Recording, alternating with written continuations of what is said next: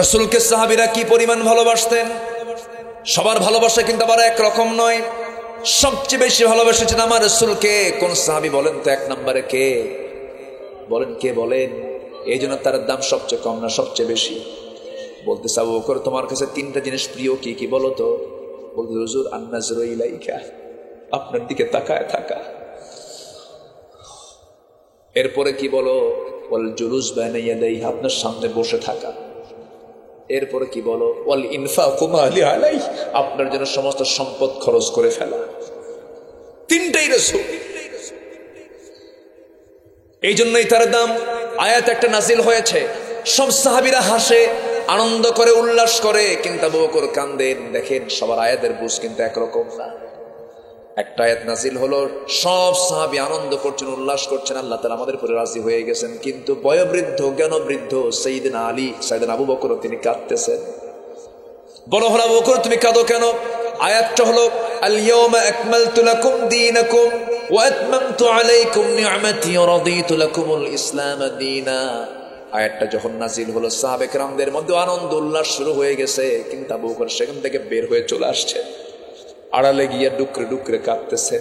সবাই বলে ও আবু বকর, আল্লাহ আয়াত নাজিল করলেন আমাদের আনন্দের আয়াত, তুমি কাঁদো কেন? তিনি বলছেন শোনো, ইসলাম তো পরিপূর্ণ হলো, আল্লাহ আমাদের প্রতি রাজি হয়ে গেলেন, ভালো কথা, কিন্তু তোমরা কি জানো রাসূল আর দুনিয়াতে থাকবেন না, রাসূল দুনিয়া থেকে বিদায় নিয়ে নেবেন। এই জন্য আমি কাঁদি। সাইয়েদনা আবু বকর সব সময়ের জন্য রাসূলকে কাছে কাছে টেনে নিতেন, সবসময় কাছে কাছে টানতেন, সবসময় কাছে কাছে বুঝাতেন। রাসূলের সবচেয়ে প্রিয় বন্ধু আবু বকর ছিলেন।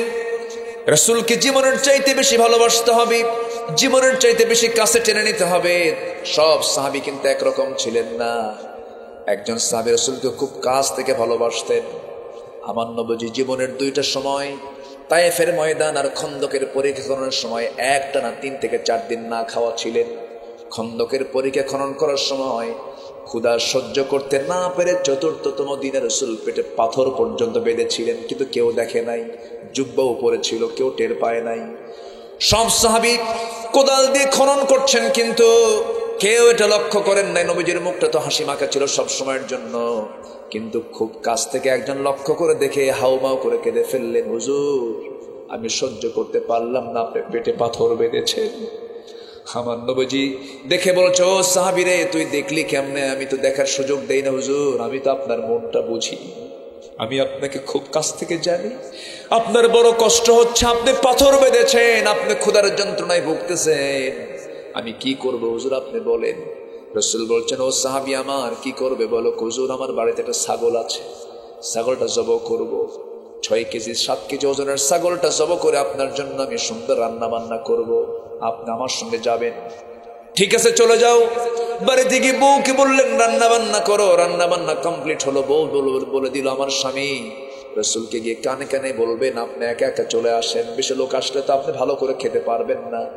আমার নবীর কানে যখন বলতেছে, হুজুর চলেন, ছোট্ট ছাগল, কিছু রুটি আমি বানিয়েছি, আপনি চলেন, আপনাকে দাওয়াত দিলাম। নবীজি শুনে একটা মুস্কি হাসি মেরে সামনে দাঁড়ায় গেলেন। সামনে সমস্ত খন্দকের পরীক্ষা খনন করা সাহাবীদেরকে লক্ষ্য করে বলছেন, ও আমার সাহাবীরা তোমরা কি জানো আমার এই সাহাবী জাবের সবাইকে দাওয়াত দিছে? জোরে বলেন সুবহানাল্লাহ। সাইয়েদনা জাবের তো টেনশনে পড়ে গেলেন, এতগুলো লোককে আমি খাওয়াবো কেমনে? রাসূল মুস্কি মুস্কি হাসি মেরে বলছেন, জাবের তুমি চিন্তা করো কি হুজুর, কাম তো সারা, আপনি তো হাঁটিয়ে হাড়ি ভাঙলেন, কি এখন করা যায়?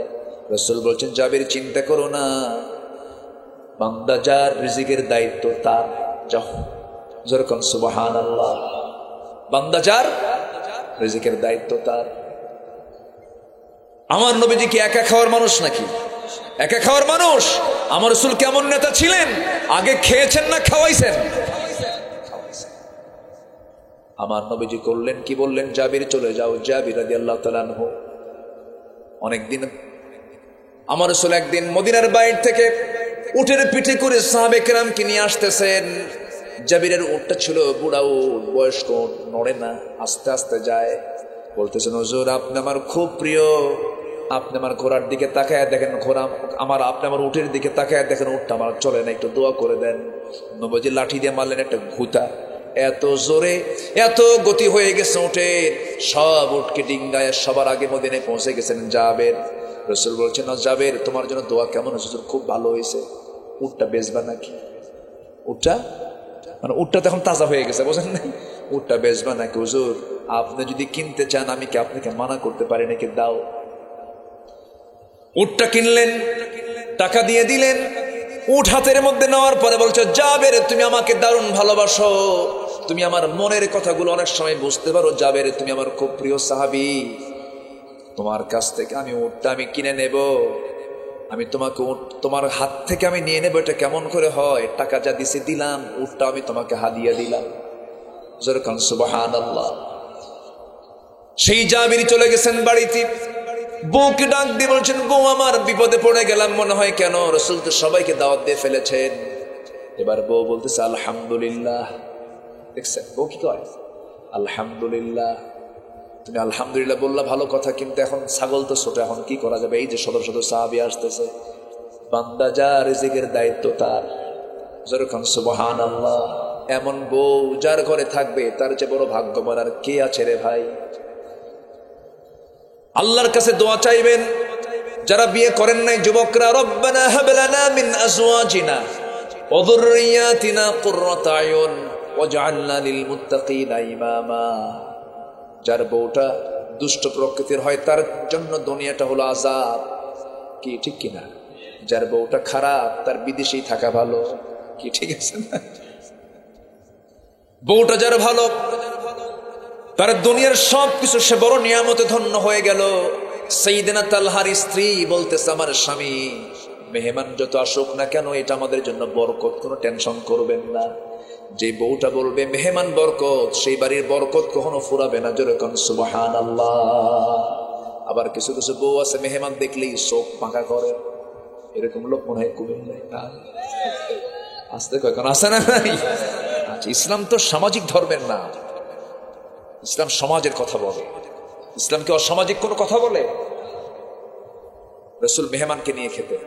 আমাদের জাতির পিতাকে, জোরে বলেন, জাতির পিতাকে আরো জোরে, আরো জোরে, ভুল যেন না হয়। আমার বন্ধুগণ, ইব্রাহিম আলাইহিস সালাতু ওয়াস সালাম তিনি মেহমান ছাড়া খেতেন না। মেহমান খুব বরকতময়। আমার নবীজির এক প্রিয় সাহাবী, তার বাড়িতে 3 মাস বাজার করে না। কয় মাস? বউর আগে নাই। বউ না রাগ করে একদিন বলতেছে, স্বামী আমার 3 মাস তো বাজার নাই, তা আপনার কাছ থেকে কিছু কয়েন, ওই যে পয়সাগুলো জমায় জমায় কিছু টাকা হয়েছে, এগুলো নিয়ে যান, একটু বাজার করে আসেন। বাচ্চারা ভালো মতো খায় না, একটু তৃপ্তি ভরে খাবো। কাচ্ছা ওই কয়েনগুলো নিয়ে ব্যাগটা নিয়ে চলে গেছে বাজারে। আজান দিয়ে ফেলছে, বাজার থুয়ে মসজিদে। নবীজির নামাজ, নবীজির আলোচনা শুনতে শুনতে এশার নামাজ হয়ে গেছে, বাজার আর হয় নাই। নামাজ শেষ হতে রাসূল বলেন, তালহা তুমি এই একটা মেহমান আছে, এটা নিয়ে যাও বাড়িতে, মেহমানদারি কর। ওদিকে বাজার নাই কয় মাস, সাথে আবার কে? মেহমান। ব্যাগ খালি। আসছেন বাড়িতে, দরজা ডাক দিয়ে বলতেছে, বউ দরজা খুলো, এই যে ব্যাগ বাজার করে নেই, মেহমান একটা নিয়ে আসছে। বউ কয়, আলহামদুলিল্লাহ, আমার আপনার বউ হলেন।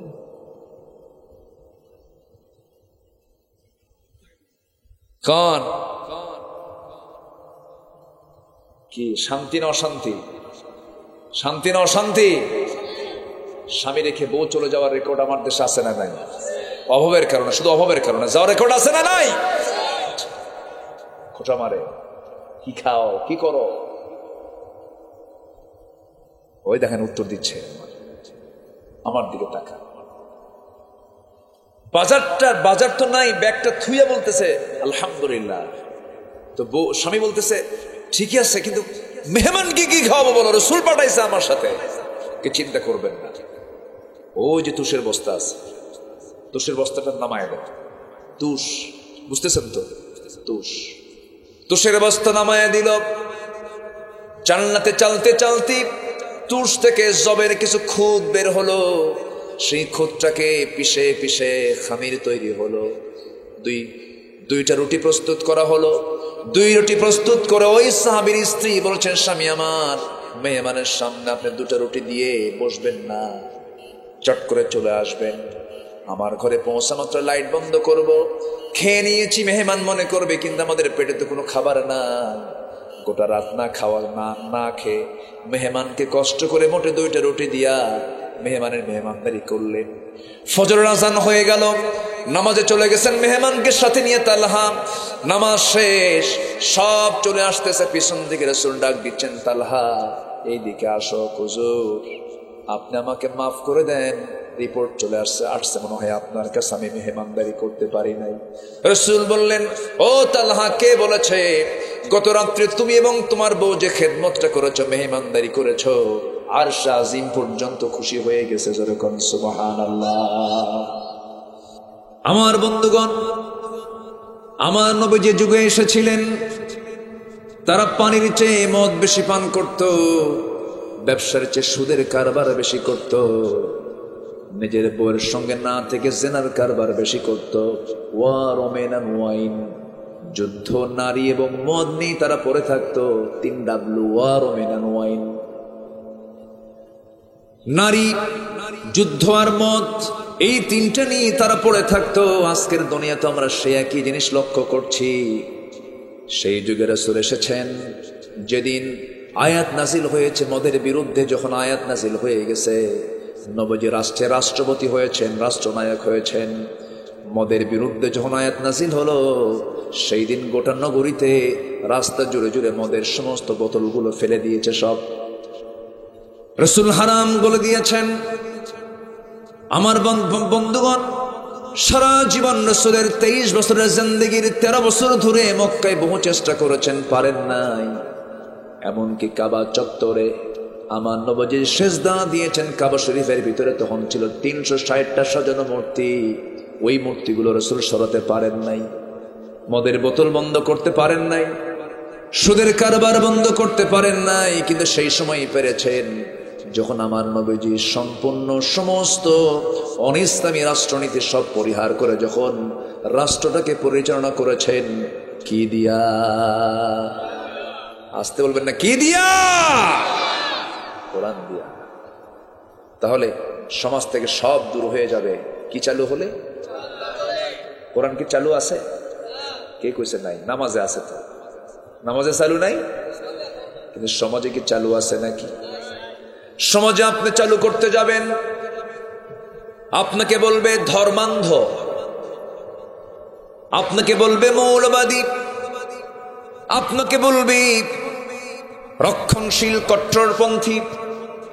এই সমস্ত কথাগুলো বলে আপনাকে জঙ্গিবাদের তোকমা লাগায় দেবে, আপনাকে বিভিন্নভাবে আপনাকে আটকানোর চেষ্টা করবে। কারণ এই যে জুয়ার কারবার গোটা বিশ্ব জুড়ে, মদের কারবার বিশ্ব জুড়ে, অবৈধ অস্ত্রের কারবার বিশ্ব জুড়ে, আমেরিকা ইরাককে মেরে শেষ করে দেবে, তাদের কোনো দোষ হবে না, তারা জঙ্গি হবে না, তারা সন্ত্রাসী হবে না। আর মুসলমান একটু পাটকেল মারবে ইসরায়েলকে, ফিলিস্তিন জঙ্গি হয়ে যায়। ঠিক কিনা? সম্মানিত ভাইয়েরা, আমরা সেই বিশ্বে অবস্থান করছি যে বিশ্বের কোথাও পরিপূর্ণ কোরআনের শাসন কোথাও পরিপূর্ণরূপে নাই, তবে একটা রূপ আমরা দেখতে পাচ্ছি। একটা জায়গায়, একটা ভূখণ্ডে, তাও তো ষড়যন্ত্র নানামুখী আছে। 56টি মুসলিম রাষ্ট্র গোটা দুনিয়া জুড়ে, 200 কোটি মুসলমান, প্রতি 4 জন 1 জন করে মুসলমান, মোট জনসংখ্যা। খনিজ সম্পদ, প্রাকৃতিক সম্পদ, সব দিক থেকে মুসলমান সবার উপরে। এরপরও মুসলমানদের এই করুণ দশা কেন? এর মূল কারণ হচ্ছে একটাই, সেটা হলো আমরা ছেড়ে দিয়েছি। কি বলেন তো? কি ছেড়ে দিয়েছি? কোরআনটাকে আজকে আমরা ছেড়ে দিয়েছি। সম্মানিত ভাইয়েরা, আল্লাহ তাআলা এখানে এই কোরআন ছেড়ে দেওয়ার কি পরিণতি হতে পারে, কোরআনকে আড়াল করলে কি হতে পারে, তার পরিণতি কি হবে, আল্লাহ তাআলা সুন্দর করে এখানে উপস্থাপন করছেন।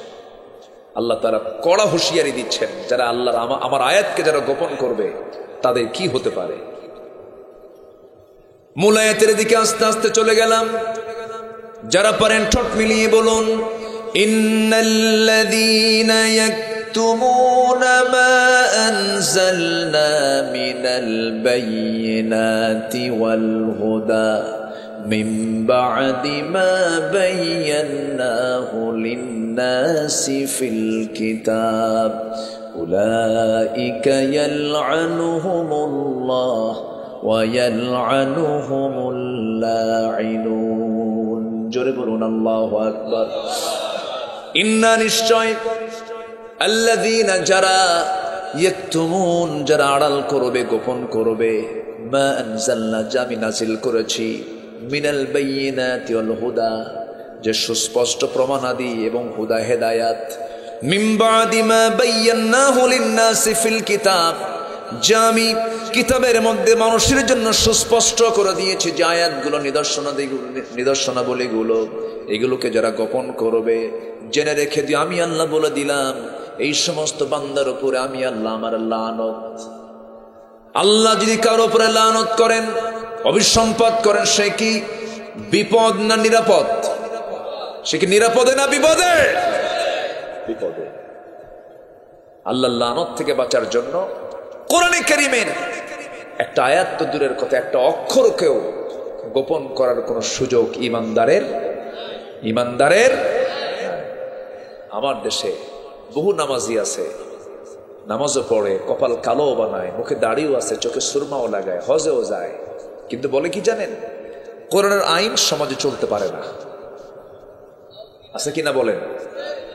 আসতে বলবেন না আছে না নাই? কাগে চলতে এখন চলবে না। ওর কি ইমান আছে না গেছে? চলে গেছে। আমার বন্ধুগণ এমন জাতীয় কথা বলার মতো লোক বহু আমার দেশে আছে, কোরআন দিয়ে নামাজ পড়তে রাজি আছে কিন্তু সমাজ চালাতে রাজি নাই। কারণ সমাজ চালাতে গেলে তার নেতৃত্ব চলে যাবে, তার কর্তৃত্ব চলে যাবে, তার পদ চলে যাবে, তার গদি চলে যাবে। আছে না? আসতে বলবেন না আছে না নাই? আচ্ছা আমার ভাইয়েরা, যদি তাহাজ্জুদ নামাজ কিছু বাদও যায়, নফল কিছু আমল যদি বাদও যায়, এটা আপনার জীবনের জন্য ভয়ঙ্কর কোনো ক্ষতি নয়।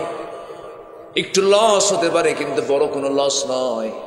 কিন্তু কোনো বান্দা যদি কুফুরের মতো গুনাহ করে ফেলে, জুলুমের মতো গুনাহ করে ফেলে, বেদাতের মতো কোনো গুনাহ করে ফেলে, ফরজ লঙ্ঘিত কোনো গুনাহ করে ফেলে দেয়, বিশাল বড় ক্ষতি হয়ে যাবে।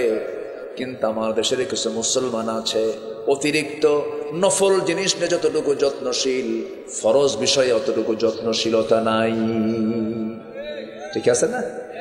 প্রশ্ন করে আমাদেরকে অতিরিক্ত বিষয়ে প্রশ্ন করে, হুজুর ফরজ নামাজের পরে কি মোনাজাত করব? এটি কোনো প্রশ্নই না। মূল কাজে হাত দেয় না।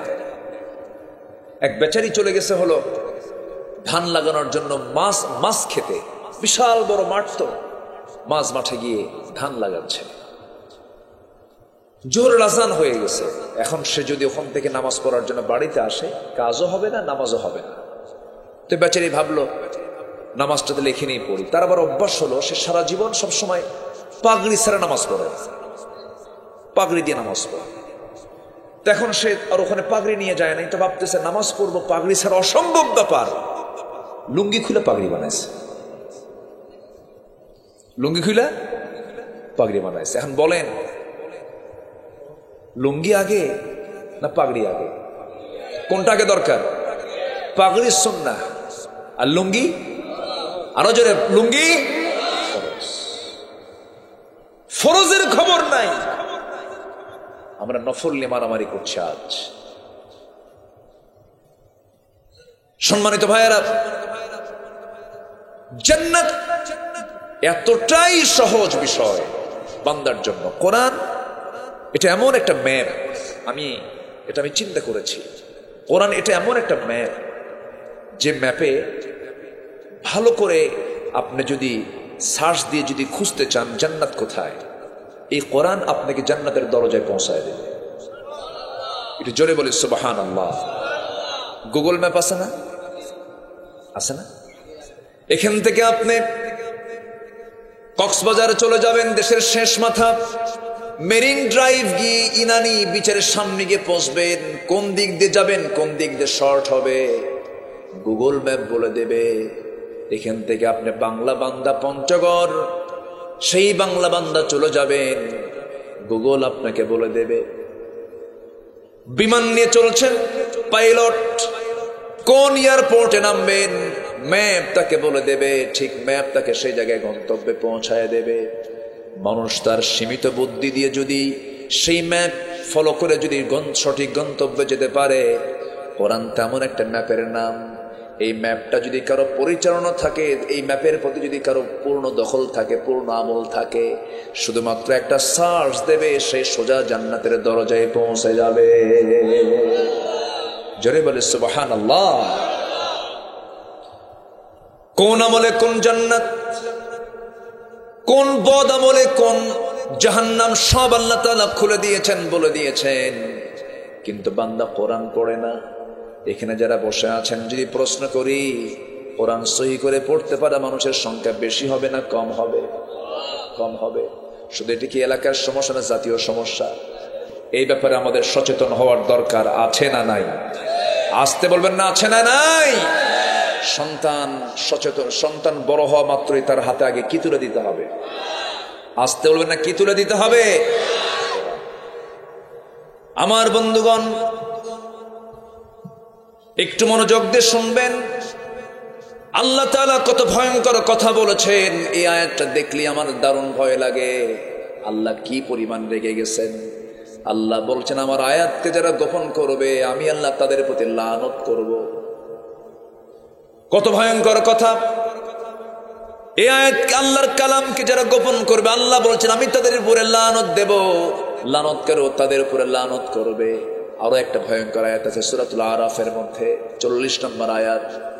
আল্লাহ রাব্বুল আলামিন বলেন, ইন্নাল্লাযীনা কাযযাবু বিআয়াতিনা ওয়াস্তাকবারু আনহা লা তুফাত্তাহু লাহুম আবওয়াবুস সামা ওয়া লা ইয়াদখুলুনাল জান্নাহ হাত্তা ইয়ালিজাল জামালু ফি সামিল খিয়াত ওয়াকাযালিকা নাজজিল মুজরিমিন।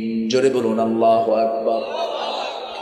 নিঃসন্দেহে যারা আমার এই কালামকে যারা মিথ্যা প্রতিপন্ন করবে, মিথ্যা প্রমাণ করার চেষ্টা করবে, অহংকার যারা দেখাবে, তাদের জন্য আমি আল্লাহ আসমানের দরজাই খুলবো না। আসমানের দরজাই খুলবো না। আমার আল্লাহ তাআলা আরশ আজিম ডানে বামে না উপরে। সাব্বিহ ইসমা রাব্বিকাল আ'লা। আমার আল্লাহকে ছোট না বড়? শুধু বড় না সবার বড়? তিনি কি শুধু উপরে না সবার উপরে? যার উপর আর কেউ নাই। ওয়াসিআ কুরসিয়ুহুস সামাওয়াতি ওয়াল আরদ। এত উপরে তিনি, আল্লাহ এত উপরে, তার আরশ আজিম এত দূরে। আমরা যেখানে বসে আছি এটা হলো দুনিয়া। এই দুনিয়া থেকে আসমানটা কত দূর কেউ কি পরিমাণ করতে পেরেছে নাকি আজ পর্যন্ত? শুধু মাঝে মাঝে একটু সূর্যের হিসাব দেয়, সূর্যের হিসাব নিয়ে বলে সূর্য নাকি পৃথিবী থেকে 13 লক্ষ গুণ বড়। এটা ধারণা তাদের। মানুষ চাঁদের দেশে গেছে, মানুষ মঙ্গল গ্রহে গেছে, মঙ্গল গ্রহে নাকি জায়গাও কিনছে। মঙ্গল গ্রহে গেল, চাঁদ দেখলো, কিন্তু মানুষ তো সূর্যের কাছে যেতে পারে না। যাবে কেমনে? পড়ে তো সারকার হয়ে যাবে। তবে হ্যাঁ, মানুষ যদি চিন্তা করে, চাঁদ দেখলাম, মঙ্গল গ্রহ দেখলাম, একটু তারকা দেখব, তারকাটা আরো কাছে না আরো দূরে? আরো দূরে। সূর্য পৃথিবী থেকে 13 লক্ষ গুণ বড়। আর ওই সূর্যের চাইতে বেটেল জুইস একটা তারকা আছে, সূর্যের চাইতে 33 কোটি গুণ বড়। আল্লাহু আকবার। একটা তারকা, অসংখ্য তারকা মহাকাশে। মানুষ যদি মনে করে একটা তারকার দেশে আমি যাব, পৃথিবীর সবচেয়ে নিকটবর্তী তারকা, দুনিয়া থেকে সবচেয়ে কাছের যে তারকা, এই তারকা বিজ্ঞান আবিষ্কার করেছে, তার নাম দিয়েছে প্রক্সিমা সেন্ট্রাই। প্রক্সিমা সেন্ট্রাই যদি কেউ যেতে চায়, দুনিয়ার কোনো বিমান চলবে না, দুনিয়ার কোনো কপ্টার চলবে না, নভোযানে যেতে হবে। অ্যাপোলো 11 হলো সবচেয়ে লেটেস্ট নভোযান, যার ঘন্টার গতি হলো 39,000 কিলোমিটার। 39,000 কিলোমিটার বেগে যদি সে রওনা দিয়ে চলে, সেই প্রক্সিমা সেন্টারি নামক তারকার দেশকে দেখতে যাবে, তার এই দুনিয়া থেকে যেতে, ওই তারকার দেশে যেতে পৌঁছতে সময় লাগবে 1,15,000 বছর মাত্র। যাবেন কারা কারা হাত তুলে? বোঝা যায় ব্রেন খেলে, আর কিছু ব্রেন খেলে। আমরা কত ক্ষুদ্র, আমরা কত ছোট, আমরা কত নগণ্য, আমরা আল্লাহর কত ছোট্ট মাখলুক, ছোট্ট দুনিয়ার ছোট্ট ভূখণ্ডে ছোট্ট একটা এরিয়ার একটু নেতা হয়েছে, একটু চেয়ার পাইছে, মনে করে যে বিশাল কিছু পাইছে। কিচ্ছু পাও নাই, ফেরাউনকে খতম করেছেন আল্লাহ তাআলা, ঠিক কিনা? অহংকার তুমি দেখাও কেমনে? আকাশের দিকে তাকালে তো নিজের অস্তিত্ব তুমি হারিয়ে ফেলবে। কি বিশাল আকাশ, সব অহংকার শেষ হয়ে যাওয়ার কথা। অহংকার তো তিনি দেখাবেন যিনি আকাশের মালিক আল্লাহ তাআলা। সেই তারকার দেশ কত দূর, সেই তারকা থেকে আরেক তারকা কত দূর, সেই মহাশূন্য, এই মহাকাশ, এরকম 7টা আকাশ, সাবআ সামাওয়াত, 7 আকাশের মালিক তিনি কে বলেন? আল্লাহ তাআলা। সেই আল্লাহ তাআলা বলছেন, বান্দারে অহংকার দেখাইস না, আমার আয়াতকে তুই অস্বীকার করিস না, আমার আয়াতকে তুই গোপন করিস না, আমি তোর প্রতি লানত দেব। বান্দা তুই আমার দিকে ফিরায়। কিন্তু দেখেন আল্লাহ তাআলার দয়াটা কত বড়। যারা আয়াতগুলো পড়েন বুঝবেন। আয়াতটা শেষ করি, পরের লাইনে বলছেন ইল্লা, তবে তারা ছাড়া। আল্লাহ দেখেন যেখানে ভয়ঙ্কর কথা বলেছেন সেখানে আশা দিয়েছেন। আল্লাহ বলছেন আমার লানত পড়বে, তবে হ্যাঁ তারা ছাড়া। আল্লাহ আশা দিচ্ছেন আমার বন্ধুগণ, যে বাবার 4টা ছেলে আছে, বাপ মা 4টা সন্তান, তার 4টা ছেলের মধ্যে যে সন্তানটা বেশি দুষ্ট, মায়ের টান তার দিকে কম থাকে না বেশি থাকে? বলেন, কম থাকে না বেশি থাকে? বেশি থাকে। সন্তান যেটা বেশি দুষ্ট, মা সেই দিকেই টানে, বাবা সেই দিকেই টানে। সন্তানটা দুষ্ট যেন ভালো হয়ে যায়, বারবার তাকে চেষ্টা করে। তেমনি আল্লাহ তাআলা এই দুনিয়ার সংসারে যে বান্দাগুলো বেশি দুষ্ট, সে বান্দার প্রতি আল্লাহ তাআলা বলেন, বান্দারে আমি কিন্তু লানত দেব, তবে হ্যাঁ ইল্লাল্লাযীনা তাবু, তুই যদি তওবা করে আমার কাছে আসিস, সমস্ত গুনাহ মাফ করে আমি তোকে জান্নাত দিয়ে দেব। জোরে কোন সুবহানাল্লাহ। আমার ভাইয়েরা একটু মনোযোগ দিয়ে কতগুলো শোনেন। আল্লাহর কালামকে 1 নম্বর শর্ত হলো কোনো ক্রমেই এটাকে গোপন করা যাবে না। যা বলেছেন তাই মানতে হবে, কোনো আড়াল করা যাবে না, আংশিক মানা যাবে না, পুরোপুরি মানতে হবে। নাম্বার 2 শর্ত হলো, বান্দা ভুল করেছ, আমার কাছে মাফ চেয়ে নাও। মাফ করবেন কে বলে? আসতে বলবেন না, মাফ করবেন কে? বান্দার জীবনে গুনাহ আছে না নাই? এখানে এমন কেউ কি বুক উঁচু করে বলতে পারবেন আমার জীবনে কোনো গুনাহ নাই? কেউ কি বলতে পারবেন নাকি? গুনাহ করা হলো বান্দার যোগ্যতা, ফেরেশতার গুনাহ করার কোনো যোগ্যতা নাই। এই জন্য ফেরেশতার চাইতে মানুষের দাম বেশি। বান্দার গুনাহ করার যোগ্যতা থাকার পরে আল্লাহর ভয়ে গুনাহ করে না, তখন ওই বান্দার দাম ফেরেশতার চেয়ে বেশি হয়ে যায়। আমার ভাইরা, তাহাজ্জুদ কিছু বাদ চলে গেছে, নফল নামাজ কিছু বাদ চলে গেছে, কিন্তু কবিরা গুনাহগুলো আমার জীবনে নাই। এটা আমার জন্য প্লাস। বান্দা সহজেই জান্নাত পেয়ে যাবে যখন বান্দার জীবনে কবিরা গুনাহগুলো থাকবে না। আমরা কবিরা গুনাহগুলো জীবন থেকে মাইনাস করবো। জোরে বলি ইনশাআল্লাহ, আরো জোরে বলি ইনশাআল্লাহ। আমার ভাইয়েরা, আমার দেশে মানুষ বেশি না চোর বেশি? ভালো করে কম। আমার দেশে যাকাত চালু না সুদ চালু? মনে হয় সুদ মনে হয় নিমসারের আশেপাশে কোথাও নাই। হ্যাঁ, সুদ আছে, অভাব নাই। আচ্ছা, আমি কি ওয়াজ করবো? আবার সুদের ওয়াজ করতে নিয়ে আবার কোন ব্যাখ্যাটা যেন হয় নাকি? এরকম কিছু ভাবতেছেন নাকি আপনারা? আচ্ছা আচ্ছা, বনের সম্পত্তি বুঝে দেয় না এমন ভাই কি আছে এলাকায়? তাও আছে। তো বনের সম্পত্তি বুঝে দেয় না, ও আবার মানুষের সম্পত্তি বুঝে দেবে কেমন? একই মার পেট থেকে জন্ম নিয়েছে ভাই বোন, বোনকেই ঠকায়, ওকে অন্যকে জিতাবে?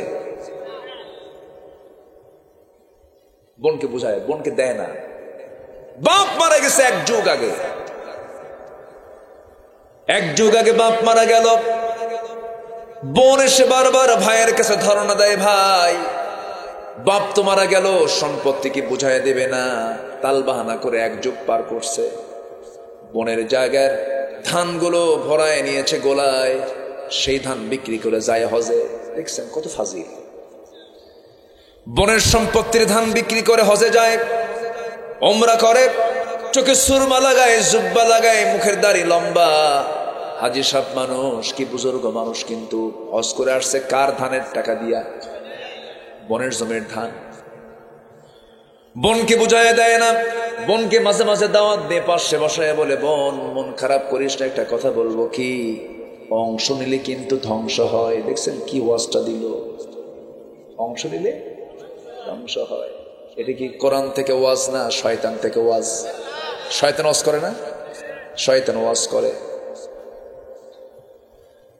এইরকম ফাঁকিবাজি করে অনেকে। সুদের কারবার সমাজে আজকে অ্যাভেলেবেল শুরু হয়ে গেছে। সবাই কম বেশি ওতপ্রোত ভাবে, প্রত্যক্ষ পরোক্ষ ভাবে সুদের সঙ্গে জড়িত। আপনি যত বড় বুজুর্গ হন না কেন, সমাজে দিন চালু না থাকলে পরে আপনি দিন মানতে পারবেন না। রাস্তায় যখন আসছেন, মাহফিলে গাড়ি নিয়ে আসছেন, গাড়িটা চলছে বামে না ডানে? বামে। আল্লাহ চলতে বলেছেন বামে না ডানে? কুমিল্লা ঢাকা হাইওয়ে চলে বামে না ডানে? আল্লাহ চলতে বলেছেন বামে না ডানে? এখন কোন পীর কেবলা যদি বলে, জামানার কুতুব পীরে কামেল, কোন কুতুব যদি এই রাস্তা দিয়ে যায়, যদি বলে আমি পীর কামেল, আমি ডান দিক দিয়ে যাব, হবে না? মামলা খাবে, মামলা খেয়ে যাবে। আমার বন্ধুগণ, আপনি ইসলামকে মানতে চাইলে আপনি মানতে পারবেন না, তবে তখন আপনি ইসলামকে পরিপূর্ণ মানতে পারবেন যখন কোরআনটা পার্লামেন্টে চলে যাবে। ঠিক কিনা? এটা বললেই তো আমরা দোষী হই। হুজুর ওয়াজ করতে আসছেন, ওয়াজ করেন, কিন্তু ওয়াজের সাবজেক্ট দুইটা, একটা হচ্ছে আকাশ নিয়ে আপনি ওয়াজ করবেন, একটা কবর নিয়ে ওয়াজ করবেন। দুনিয়া আমরা দেখে নেব। দেখছেন, দুনিয়া আমরা দেখে নেব। এই দেশকে পিছায় দিয়েছে কোনো অশিক্ষিত নয়, এই দেশকে আগিয়ে দিয়েছে অশিক্ষিত কৃষকরা। পরিশ্রম করে করে দেশকে আগায় দিয়েছেন। এই দেশকে আগায় দিয়েছে শ্রমিকরা, সামান্য বেতন, হ্যান্ড টু মাউথ। গার্মেন্টসের শ্রমিকগুলো মাস শেষে টাকাও থাকে না, শ্রম দিয়ে সব শেষ হয়ে যায়। অশিক্ষিত শ্রমিকরা গার্মেন্টসে কাজ করে দেশকে আগায় দিয়েছে। এই চট্টগ্রাম অঞ্চলের প্রবাসী মানুষগুলো বাপ ছেড়ে, মা ছেড়ে, ভাই ছেড়ে, বোন ছেড়ে, বউ ছেড়ে, সব কিছু ছেড়ে হাজার মাইল দূরে গিয়া গরমের দেশ, আরব গালফের দেশগুলো চলে যায়। মালয়েশিয়াতে চলে গিয়ে শত শত তালা বিল্ডিং এর উপরই পাখির মতো ঝুলতে থাকে, রডের কাজ করে, চামড়াগুলো কালো হয়ে যায়। কত পরিশ্রম করে রেমিটেন্স গুলো পাঠায় দেশে। এত কষ্ট করে অশিক্ষিত প্রবাসী গুলো দেশে টাকা পাঠায়, দেশ কাগায় দেয়।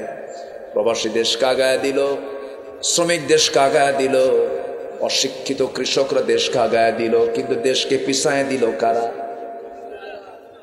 এক শ্রেণীর শিক্ষিত নামের কলম চোরেরা। চুরি কর, তাও দেশে চুরি করে খা, সেই দেশের টাকা আবার বাইরে পাচার করে শেষ করছে। আসতে কম কেন? যেরকম ঠিক কিনা?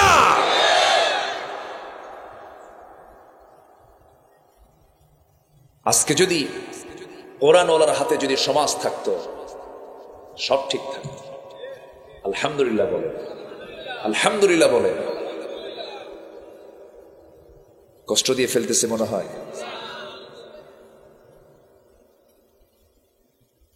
আমার বন্ধুগণ, তাহলে সমাজকে আমরা সুন্দর সমাজে যদি রূপ দিতে চাই, কার বিধান দরকার? আসতে বলবেন না, কার বিধান দরকার? আল্লাহর বিধান দরকার, নবীজির মডেল দরকার। রসুলকে আপনি মানবেন, নামাজে রসুলকে মানবেন, রোজায় রসুলকে মানবেন, সুন্নতে রসুলকে মানবেন, খাবারে রসুলকে মানবেন, মিষ্টি খাওয়ার ব্যাপারে রসুলকে মানবেন, আপনি দাড়িতে মানবেন, সুন্নত নামাজে মানবেন। কিন্তু রসুলকে আপনি মানবেন না দাঁত ভাঙ্গার সুন্নত আমলে, রসুলকে মানবেন না কোমর ভাঙ্গার সুন্নত আমলে, রসুলকে মানবেন নামাজের ক্ষেত্রে, রসুলকে মানবেন মানবেন না রাষ্ট্রনীতির ক্ষেত্রে, রাষ্ট্র পরিচালনা রাসূলকে মানবেন না, নামাজ পরিচালনা রাসূলকে মানবেন, নামাজ রাসূলকে মানবেন, রাষ্ট্রে মানবেন না, আপনি একজন ভণ্ড প্রতারক। আপনার ঈমান এখনো নবায়ন করতে হবে। আছে না? আছে না? নাই? এগুলো বদমাইশ। ইসলামকে মানতে হবে আংশিক না পুরোপুরি? আংশিক না পুরোপুরি? পুরোপুরি। দেশ কেমন চলে, পৃথিবী কেমন চলে, একটা উদাহরণ আমার মনে হলো। সে উদাহরণটা হলো, এক রাজা দেশটা কিছুদিনের জন্য এক মন্ত্রীর কাছে দিয়ে বললো, তুমি একটু দেশটা দেখো, আমি 1 মাস পরে আসবো। 1 মাস পরে আসবো, তুমি একটু দেশটা দেখো, রাজ্যটা চালাও, আমি একটু অবকাশে যাচ্ছি, আমার আসতে 1 মাস দেরি হবে। ঠিক আছে, 1 মাস পর চলে আসছে। মন্ত্রীকে ডাক দিয়ে বললো, মন্ত্রী দেশ তো চালালা, আমি তো ছিলাম না, দেশটা কেমন চালালা বলো, দেশের কোনো ক্ষতি টতি হয়েছে? রাজামশাই, তেমন কোনো ক্ষতি হয় নাই, একটা সামান্য একটা ক্ষতি হয়েছে। কি? কোদালের ডাট ভাঙছে। কোদালের ডাট ভাঙছে, বুঝতেছেন তো আমার কথা নাকি? কোদালের ডাট না কি বলে আপনাদের এলাকায়? আচ্ছা, কোদালের ডাট মানে হাতল, যেটা ডাট ভাঙছে। একই দেশ তো, ভাষা তো মিলার কথাই। আর আপনাদের এই নিমসার, তারপরে তিতাস, তারপরে কি এদিকে দাউদকান্দি, এই এলাকার ভাষার সাথে কিন্তু কুমিল্লা শহরের ভাষার মিল নাই। তেমন মিল আছে কি? আছে কি? ওই সাইডটা নাই। আচ্ছা, হোমনাটা একটু মনে হয় নাই। আচ্ছা, যাই হোক, ভাষা যেটাই হোক, একটু টান একটু কম বেশি হয়। অন্য ময়মনসিংহের লোক একটু বেশি টানে, মানে ওরা 3 আলিফ পরিমাণ টানে, যাইবেন টান বেশি মারে। এই তো কিশোরগঞ্জ থেকে শুরু হয়ে যায়, কুমিল্লা ময়নামতি যা আছে, এখান থেকে সোজা আপনি কসবা পার হয়ে আপনি শুধু বিজয়নগরের দিকে ঢুকবেন, টান শুরু হয়ে গেছে। ওইদিকে শ্রীডাঙ্গা যাবেন, বাংলা ভাষা মরে গেছে। এই তো ভাষা। কোদালের কি? ডাট। ডাট ভেঙে গেছে। রাজা বলল, ডাট ভাঙলো কেমনে? বলল যে ওই গাধার কবর খনন করার জন্য, গাধাটা মরে গেছে তো, আপনার যে প্রিয় গাধাটা ছিল। রাজা বলতেছে, গাধা মরলো কেমনে? মরলো, আম গাছের ডাল পড়ে গাধা মরে গেছে। আম গাছের ডাল ভাঙলো কেমনে? যা আপনার মায়ের খুব শখ ছিল, তার মৃত্যুর পর যেন তাকে আম গাছের কাঠ দিয়ে যেন পুরানো হয়, মানে আমার মাও মারা গেছে। গাধা মরলো, মা মরলো, তুমি কেউ কোদালের ডান ভাঙছে, কিছুই হয় নাই। মা মরলো কেমনে? আপনার মা মারা গেছে তার নাতি মারা যাওয়ার কারণে। তার নাতি মানে আমার ছেলে মারা গেছে। আমার ছেলে মারা গেল কেমনে? তার মা মারা যাওয়ার কারণে। মানে আমার বউ মারা গেছে, আমার বউ মরলো কেমনে? রাজ্যের রাজকোষ চুরি হয়ে গেছে এই টেনশনে। আমার রাজ্যের রাজকোষ চুরি হয়ে গেছে, আমার বউ মারা গেছে, আমার ছেলে মারা গেছে, আমার মা মারা গেল, আমার প্রিয় গাধা মারা গেল, আম গাছ ভেঙে পড়লো, এত কিছু হয়ে গেল।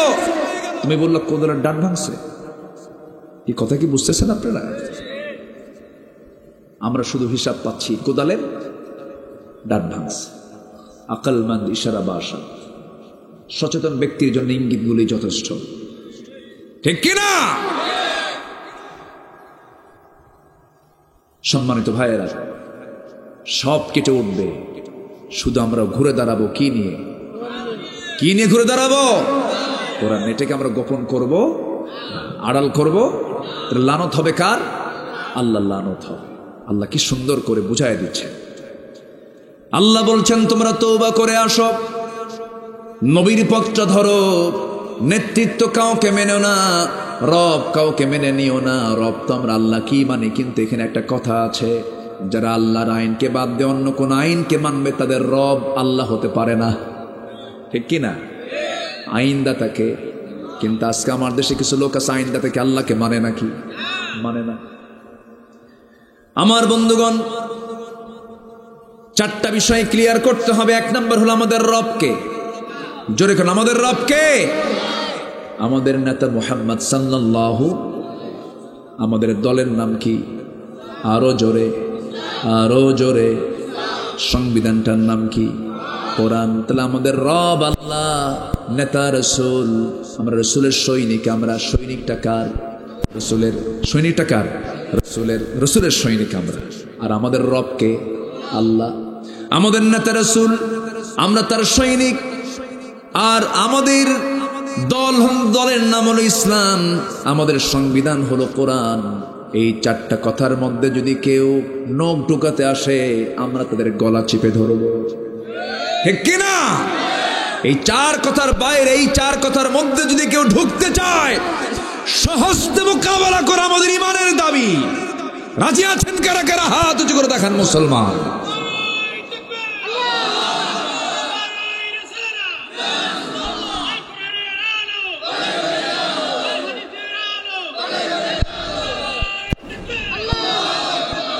আল্লাহ কবুল করুন। জোরে বলে আমিন, আরো জোরে আমিন।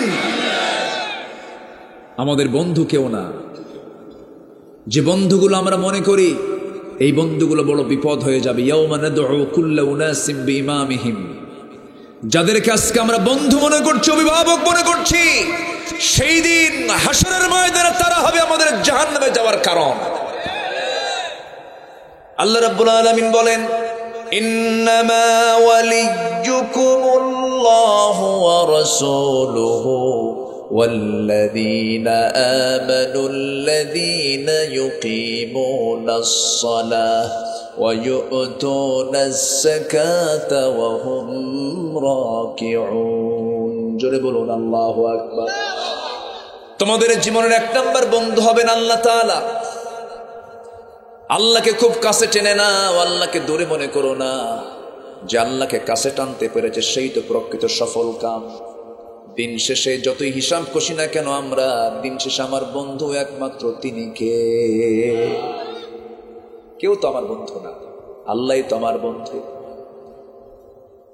এই পৃথিবীতে যে সমস্ত আল্লাহর পছন্দের বান্দাগুলো ইতিহাসে স্বর্ণাক্ষরে তাদের নাম লিখিত আছে, তারা সবাই একটা তাদের শ্রেষ্ঠ আমল ছিল, তারা কাউকে এক নাম্বার বন্ধু বানান না। এক নাম্বার বন্ধু বানাইছেন কাকে? আসিয়ার নাম সবার জানা আছে কম বেশি। আসিয়া কার বউ? আসতে বলবেন না, কার বউ? ফেরাউন কি ছোটখাটো মানুষ নাকি? ছোটখাটো নেতা নাকি? এত বড় নেতার বইয়ের দামও কম আছে নাকি? ভালোই তো দাম ছিল, সম্মান ভালোই ছিল। বলেন তো, মন্ত্রী বড় না মন্ত্রী বউ বড়? একটু ভালো করে কর। চেয়ারম্যান বড় না চেয়ারম্যানের বউ বড়? হ্যাঁ, এই তো লাইনে আসছে। চেয়ারম্যানের বউই তো বড়, কম না তো? বউ পদ কি ছোটখাটো পদ? আপনি যত বড় হুজুর হন, বউয়ের কাছে গেলে তুমি কত বড় হুজুর আমার জানা আছে, বসো। বোঝেন না? এটাই বাস্তবতা। হুজুরগিরি খাটে না, চেয়ারম্যানগিরি খাটে না, সবাই বউয়ের কথা শোনে। ওই কোন এক রাজা ঘোষণা করছে যে প্রজারা বউয়ের কথা শোনে তাদেরকে একটা করে ডিম দেওয়া হবে, আর যে প্রজারা বউয়ের কথা শোনে না তাদেরকে একটা করে ঘোড়া দেওয়া হবে। তো দরবারে এসে যারা বউয়ের কথা শোনে তারা একটা করে ডিম নিয়ে যায়। সারাদিন পর বিকেলবেলা এক বান্দা এসে বলতেছে, জাহাপনা, আমি জীবনে কোনোদিন বউয়ের কথা শুনে নাই, তাই যাক পাইছে একটা লোক।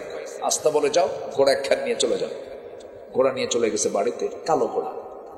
বউ দেখে বলে, ঘোড়া পাইছো কে? রাজা মশাই আমার উপহার দিছে। তো উপহারের ঘোড়া আবার কালো কেন নিয়ে আসছো? এটা কোনো কালার হলো? যাও লাল টকটকা দেখে একটা ঘোড়া নিয়ে আসো, যাও। আচ্ছা ঠিক আছে। কি কথা কি বুঝতেছে? ও বলে বউয়ের কথা শোনে না, চলে গেছে। আবার গিয়ে বলতেছে, শোনো রাজামশাই, হবে না ঘোড়া। কেন? কি ঘোড়াটা লাল হলে ভালো হয়। কে তোর এই পরামর্শ দিল? কে? বউ আমার শিখাই দিল। রাজাকে ঘোড়া থুইয়া ডিম নিয়ে যায়।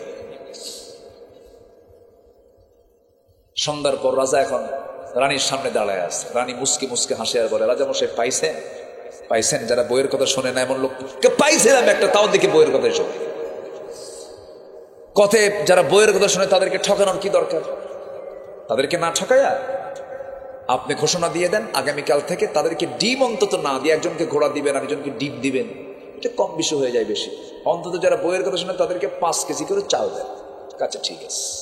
পরের দিন সকালে মন্ত্রী বৈঠকে রাজামশাই বলে, শোনো ওই 5 ডিম একটা করে না দিয়ে যারা বইয়ের কথা শোনে তাদেরকে 5 কেজি করে চাল দেওয়া হোক। খাদ্যমন্ত্রীর সামনে থেকে দাঁড়ায় বলে, রাজা মশাই এই পরামর্শ আপনাকে দিল কে? বউ আমাকে শিখাই দিল। তাহলে এখন বলেন কোন লোকটা বইয়ের কথা শোনেন না? আপনি শোনেন না? আমিও তো শুনি, আমিও শুনি। শুনেছেন মুহাম্মদ সাল্লাল্লাহু আলাইহি ওয়াসাল্লাম, শুনতেই তো হবে, না শুনলে কি সংসার হবে? হবে না। কিন্তু সেটা শুনতে হবে। অবৈধ কথা না বৈধ কথা? বৈধ কথা শুনতে হবে, পরামর্শ করতে হবে। পৃথিবীর সবচাইতে বড় সঙ্গী হলো স্ত্রী। স্ত্রীকে বলতে হবে, স্ত্রী আমার শোনো, এই যে সম্পর্ক আমরা এক ছাদের নিচে অবস্থান করছি, বৈধ সম্পর্ক, এই সম্পর্ক আমরা জান্নাত পর্যন্ত গড়াতে চাই। বেপরদায় থাকবা না, নামাজ পড়বা। ছেলে মেয়েকে ডাক দিয়ে বলবেন, বাবা আমার সন্তান তুই কি জাহান্নামে যেতে চাস আমাকে ছেড়ে? অথবা আমি কি যাব জাহান্নামে তোকে ছেড়ে? আমরা সবাই জান্নাতে থাকতে চাই, বাবা নামাজটা কাজে করিস না। এরকম করে আমাদের বোঝানোর দরকার আছে না নাই? আসতে বলবেন না, আছে না নাই? সম্মানিত ভাইয়েরা, 1 নম্বর বন্ধু হচ্ছেন আল্লাহ তাআলা। আসির আলাইহিসসালাম স্বামীকে ভালোবেসেছেন, কিন্তু ঈমানকে বাদ দিয়ে। ঈমান যখন ধরলেন, ফেরাউনকে বললেন, আপনি আমাকে কি বলতেছেন আমি জানি না, আমি আপনাকে ভালোবাসি, আমি আমার আল্লাহকে বেশি ভালোবাসি, আপনি আমার আল্লাহর প্রতি আপনি ঈমান আনেন। ফেরাউন বলে, আসিয়া তুমি এত বড় বেঈমান হয়ে গেছো। দেখেন বেঈমান কি করে, তুমি আমাকে বাদ দিয়ে মুসাকে ধরলা। আসিয়া বলছেন, আমি তো মুসাকে ধরিনি, মুসার আল্লাহ যে আপনার আল্লাহ, সে আমারও আল্লাহ, সে আমি আল্লাহকে ধরেছি। যেরকম সুবহানাল্লাহ।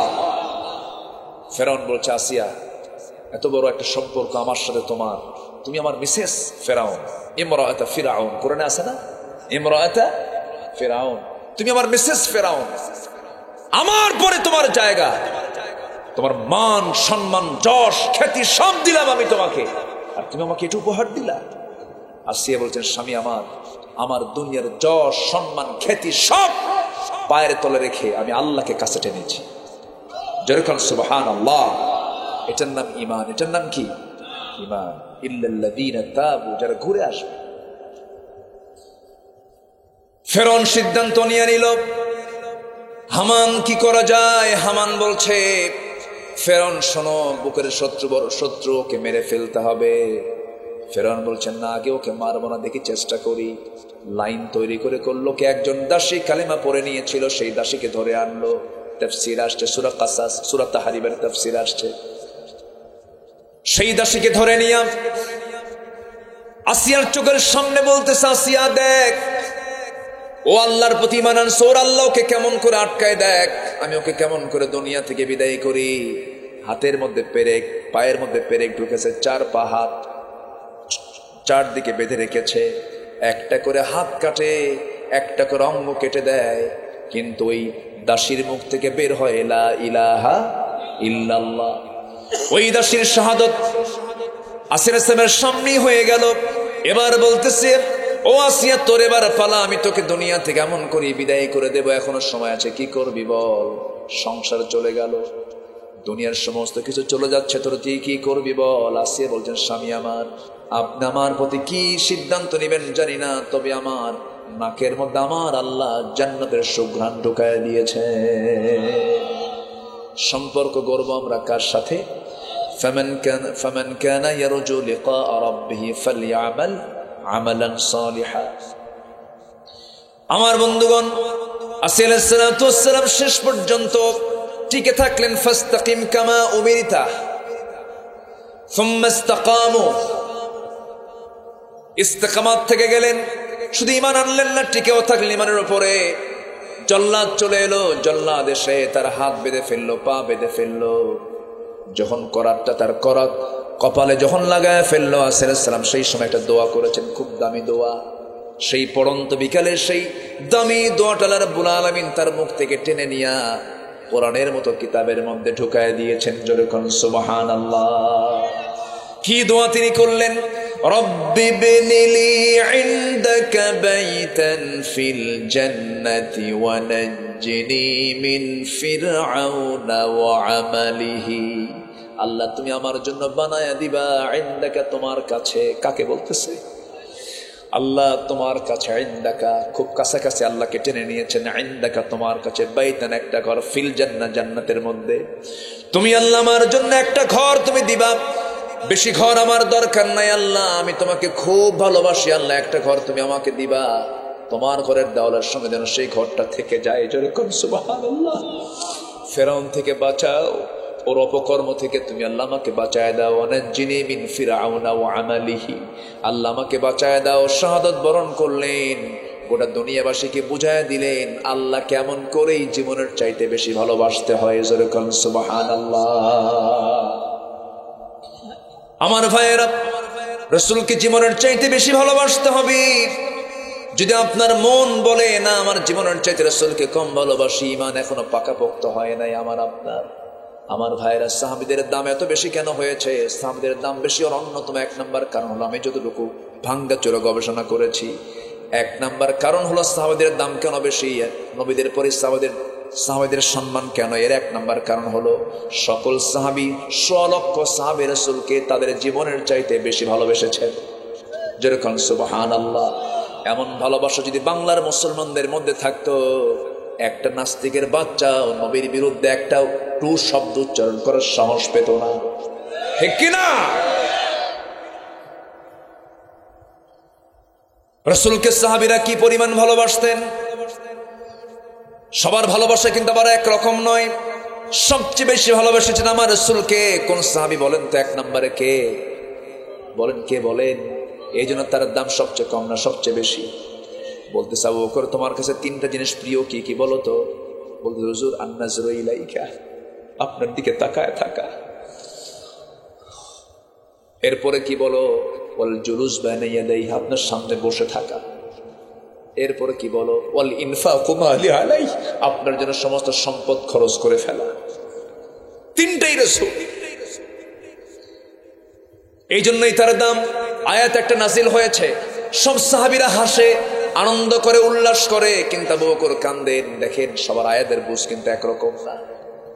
একটা আয়াত নাজিল হলো, সব সাহাবী আনন্দ করছেন, উল্লাস করছেন, আল্লাহ তাআলা আমাদের উপরে রাজি হয়ে গেছেন। কিন্তু বয়োবৃদ্ধ, জ্ঞানবৃদ্ধ সাইয়েদনা আলী, সাইয়েদনা আবু বকর তিনি কাঁদতেছেন। বলো হলো আবু বকর তুমি কাঁদো কেন? আয়াতটা হলো আল ইয়াউমা আকমালতু লাকুম দীনাকুম ওয়া আতমামতু আলাইকুম নি'মাতি ওয়া রাদিতু লাকুমুল ইসলাম দীনা। আয়াতটা যখন নাজিল হলো, সাহাবে কেরামদের মধ্যে আনন্দ উল্লাস শুরু হয়ে গেছে, কিন্তু আবু বকর সেখান থেকে বের হয়ে চলে আসছে, আড়ালে গিয়ে ডুকরে ডুকরে কাঁদতেছে। সবাই বলে ও আবু বকর, আল্লাহ আয়াত নাজিল করলেন আমাদের আনন্দের আয়াত, তুমি কাঁদো কেন? তিনি বলছেন শোনো, ইসলাম তো পরিপূর্ণ হলো, আল্লাহ আমাদের প্রতি রাজি হয়ে গেলেন, ভালো কথা, কিন্তু তোমরা কি জানো রাসূল আর দুনিয়াতে থাকবেন না, রাসূল দুনিয়া থেকে বিদায় নিয়ে নেবেন। এই জন্য আমি কাঁদি। সাইয়েদনা আবু বকর সব সময়ের জন্য রাসূলকে কাছে কাছে টেনে নিতেন, সবসময় কাছে কাছে টানতেন, সবসময় কাছে কাছে বুঝাতেন। রাসূলের সবচেয়ে প্রিয় বন্ধু আবু বকর ছিলেন। রাসূলকে জীবনের চাইতে বেশি ভালোবাসতে হবে, জীবনের চাইতে বেশি কাছে টেনে নিতে হবে। সব সাহাবী কিন্তু একরকম ছিলেন না। একজন সাহাবী রাসূলকে খুব কাছ থেকে ভালোবাসতেন। আমার নবীজি জীবনের দুইটা সময়, তায়েফের ময়দান আর খন্দকের পরীক্ষা খননের সময়, একটানা 3 থেকে 4 দিন না খাওয়া ছিলেন। খন্দকের পরীক্ষা খনন করার সময় ক্ষুধা সহ্য করতে না পেরে 4র্থতম দিনে রাসূল পেটে পাথর পর্যন্ত বেঁধেছিলেন, কিন্তু কেউ দেখে নাই। জুব্বা উপরে ছিল, কেউ টের পায় নাই। সব সাহাবী কোদাল দিয়ে খনন করছেন, কিন্তু কেউ এটা লক্ষ্য করেন নাই। নবীজির মুখটা তো হাসি মাখা ছিল সব সময়ের জন্য, কিন্তু খুব কাছ থেকে একজন লক্ষ্য করে দেখে হাউমাউ করে কেঁদে ফেললেন, হুজুর আমি সহ্য করতে পারলাম না, আপনি পেটে পাথর বেঁধেছেন। আমার নবীজি দেখে বলছে, ও সাহাবী রে, তুই দেখলি কেমনে? আমি তো দেখার সুযোগ দেই না হুজুর, আমি তো আপনার মনটা বুঝি, আমি আপনাকে খুব কাছ থেকে জানি। আপনার বড় কষ্ট হচ্ছে, আপনি পাথর বেঁধেছেন, আপনি ক্ষুধার যন্ত্রণায় ভুগতেছেন, আমি কি করব হুজুর আপনি বলেন। রাসূল বলছেন, ও সাহাবী আমার কি করবে বলো? হুজুর আমার বাড়িতে একটা ছাগল আছে, ছাগলটা জবাই করব, 6 কেজি 7 কেজি ওজনের ছাগলটা জবাই করে আপনার জন্য আমি সুন্দর রান্না বান্না করব, আপনি আমার সঙ্গে যাবেন। ঠিক আছে চলে যাও। বাড়িতে গিয়ে বউকে বললেন রান্না বান্না করো। রান্না বান্না কমপ্লিট হলো, বউ বলে দিল আমার স্বামী রসুলকে গিয়ে কানে কানে বলবেন, আপনি একা একা চলে আসেন, বেশি লোক আসলে তো আপনি ভালো করে খেতে পারবেন না। আমার নবীর কানে যখন বলতেছে, হুজুর চলেন, ছোট্ট ছাগল কিছু রুটি আমি বানিয়েছি, আপনি চলেন, আপনাকে দাওয়াত দিলাম। নবীজি শুনে একটা মুস্কি হাসি মেরে সামনে দাঁড়ায় গেলেন। সামনে সমস্ত খন্দকের পরীক্ষা খনন করা সাহাবীদেরকে লক্ষ্য করে বলছেন, ও আমার সাহাবীরা, তোমরা কি জানো আমার এই সাহাবী জাবের সবাইকে দাওয়াত দিছে? যেরকম সুবহানাল্লাহ। সাইয়েদনা জাবের তো টেনশনে পড়ে গেলেন, এতগুলো লোককে আমি খাওয়াবো কেমনে? রাসূল মুস্কি মুস্কি হাসি মেরে বলছেন, জাবের তুমি চিন্তা করো কি হুজুর, কাম তো সারা, আপনি তো হাঁটিয়ে হাড়ি ভাঙলেন, কি এখন করা যায়? রাসূল বলছেন, জাবের চিন্তা করো না, বান্দা যার রিজিকের দায়িত্ব তার, যাও। যেরকম সুবহানাল্লাহ। বান্দা যার রিজিকের দায়িত্ব তার। আমার নবীজি কি একা খাওয়ার মানুষ নাকি? একা খাওয়ার মানুষ? আমার রাসূল কেমন নেতা ছিলেন? আগে খেয়েছেন না খাওয়াইছেন? আমার নবীজি করলেন কি, বললেন, জাবির চলে যাও। জাবির রাদিয়াল্লাহু তাআলা আনহু অনেকদিন, আমার রাসূল একদিন মদিনার বাইরে থেকে উটের পিঠে করে সাহাবে কেরামকে নিয়ে আসতেছেন। জাবিরের উটটা ছিল বুড়া উট, বয়স্ক উট, নড়ে না, আস্তে আস্তে যায়। বলতেছেন, হুজুর আপনি আমার খুব প্রিয়, আপনি আমার ঘোড়ার দিকে তাকায় দেখেন, ঘোড়া আমার, আপনি আমার উটের দিকে তাকায় দেখেন, উটটা আমার চলে না, একটু দোয়া করে দেন। নবীজি লাঠি দিয়ে মারলেন একটা ঘুতা, এত জোরে এত গতি হয়ে গেছে উটের, সব উটকে ডিঙ্গায় সবার আগে মদিনায় পৌঁছে গেছেন জাবের। রাসূল বলছেন, জাবের তোমার জন্য দোয়া কেমন হয়েছে? খুব ভালো হয়েছে। উটটা বেচবা নাকি? উটটা মানে উটটা তখন তাজা হয়ে গেছে, বোঝেন না? উটটা বেচবা নাকি? হুজুর আপনি যদি কিনতে চান আমি কি আপনাকে মানা করতে পারি নাকি? দাও। উটটা কিনলেন, টাকা দিয়ে দিলেন। উট হাতের মধ্যে নেওয়ার পরে বলছে, জাবের তুমি আমাকে দারুণ ভালোবাসো, তুমি আমার মনের কথাগুলো অনেক সময় বুঝতে পারো, জাবের তুমি আমার খুব প্রিয় সাহাবী, তোমার কাছ থেকে আমি উটটা আমি কিনে নেব, আমি তোমাকে উট তোমার হাত থেকে আমি নিয়ে নেবো, এটা কেমন করে হয়? টাকা যা দিছি দিলাম, উটটা আমি তোমাকে হাদিয়া দিলাম। যেরকম সুবহানাল্লাহ। সেই জাবির চলে গেছেন বাড়িতে, বউকে ডাক দিয়ে বলছেন, বউ আমার বিপদে পড়ে গেলাম মনে হয়। কেন? রাসূল তো সবাইকে দাওয়াত দিয়ে ফেলেছেন। এবার বউ বলতেছে, আলহামদুলিল্লাহ। দেখছেন বউ কি কয়? আলহামদুলিল্লাহ। তুমি আলহামদুলিল্লাহ বললা ভালো কথা, কিন্তু এখন ছাগল তো ছোট, এখন কি করা যাবে? এই যে শত শত সাহাবী আসতেছে, বান্দা যা রিজিকের দায়িত্ব তার। যেরকম সুবহানাল্লাহ। এমন বউ যার ঘরে থাকবে তার চেয়ে বড় ভাগ্যবান আর কে আছে রে ভাই? আল্লাহর কাছে দোয়া চাইবেন। যারা বিয়ে করেন নাই যুবকরা, রব্বানা হাব লানা মিন আজওয়াজিনা ওয়া যুররিয়াতিনা কুররাতা আয়ুন ওয়াজআলনা লিল মুত্তাকিনা ইমামা। যার বউটা দুষ্ট প্রকৃতির হয় তার জন্য দুনিয়াটা হলো আযাব, কি ঠিক কিনা? যার বউটা খারাপ তার বিদেশেই থাকা ভালো, কি ঠিক আছে না? বউটা যার ভালো তার দুনিয়ার সবকিছু সে বড় নিয়ামতে ধন্য হয়ে গেল। সাইয়েদনা তালহার স্ত্রী বলতেছে, আমার স্বামী মেহমান যত আসুক না কেন এটা আমাদের জন্য বরকত, কোনো টেনশন করবেন না। যে বউটা বলবে মেহমান বরকত, সেই বাড়ির বরকত কখনো ফুরাবে না। যেরকম সুবহানাল্লাহ। আবার কিছু কিছু বউ আছে মেহমান দেখলেই চোখ পাকা করে, এরকম লোক মনে হয় কুমিল্লায় না? আসতে কখন আসে না? আচ্ছা, ইসলাম তো সামাজিক ধর্মের না, ইসলাম সমাজের কথা বলে। ইসলাম কি অসামাজিক কোনো কথা বলে? রাসূল মেহমানকে নিয়ে খেতে। আমাদের জাতির পিতাকে, জোরে বলেন, জাতির পিতাকে আরো জোরে, আরো জোরে, ভুল যেন না হয়। আমার বন্ধুগণ, ইব্রাহিম আলাইহিস সালাতু ওয়াস সালাম তিনি মেহমান ছাড়া খেতেন। মেহমান খুব বরকতময়। আমার নবীজির এক প্রিয় সাহাবী, তার বাড়িতে 3 মাস বাজার করে না। কয় মাস? বউর আগে নাই। বউ না রাগ করে একদিন বলতেছে, স্বামী আমার 3 মাস তো বাজার নাই, তো আপনার কাছ থেকে কিছু কয়েন, ওই যে পয়সাগুলো জমায় জমায় কিছু টাকা হয়েছে, এগুলো নিয়ে যান, একটু বাজার করে আসেন, বাচ্চারা ভালো মতো খায় না, একটু তৃপ্তি ভরে খাবো। কাচ্ছা ওই কয়েনগুলো নিয়ে ব্যাগটা নিয়ে চলে গেছে বাজারে। আজান দিয়ে ফেলছে, বাজার থুয়ে মসজিদে। নবীজির নামাজ, নবীজির আলোচনা শুনতে শুনতে এশার নামাজ হয়ে গেছে, বাজার আর হয় নাই। নামাজ শেষ হতে রাসূল বললেন, তালহা তুমি এই একটা মেহমান আছে, এটা নিয়ে যাও বাড়িতে, মেহমানদারি কর। ওইদিকে বাজার নাই কয় মাস? সাথে আবার কে? মেহমান। ব্যাগ খালি। আসছেন বাড়িতে, দরজা ডাক দিয়ে বলতেছে, বউ দরজা খুলো, এই যে ব্যাগ বাজার করে নেই, মেহমান একটা নিয়ে আসছে। বউ কয়, আলহামদুলিল্লাহ, আমার আপনার বউ হলে